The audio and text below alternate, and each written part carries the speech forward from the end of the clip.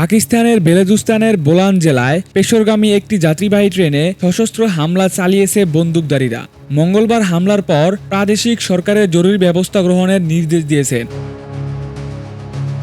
বেলুচিস্তানের সরকারের মুখপাত্র শাহিদ রিদ বলেন, কয়টা থেকে পেশোরগামী জাফর এক্সপ্রেস ট্রেনের উপর পেহরো কুনিরা কাটালেন মধ্যবর্তী এলাকায় তীব্র গুলিবর্ষণের খবর পাওয়া গেছে।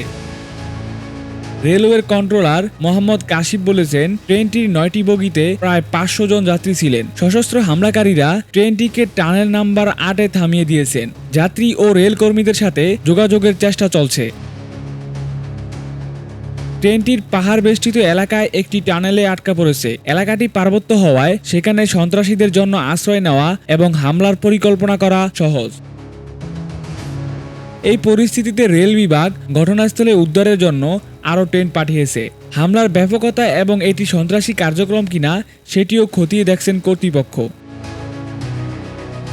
একই সাথে সিভিল হাসপাতাল সহ জরুরি ব্যবস্থাপনা প্রস্তুত রয়েছে। ঘটনাস্থলে পৌঁছানোর জন্য অ্যাম্বুলেন্স ও নিরাপত্তা বাহিনী পাঠানো হয়েছে। তবে দুর্গম পার্বত্য পথের কারণে কর্মকর্তাদের সেখানে পৌঁছাতে সমস্যা হচ্ছে। এছাড়া কোয়েটার সিভিল হাসপাতালের সব চিকিৎসক, ফার্মাসিস্ট, নার্স ও স্বাস্থ্যকর্মীদের হাসপাতালে যোগ দিতে নির্দেশ দিয়েছে কর্তৃপক্ষ।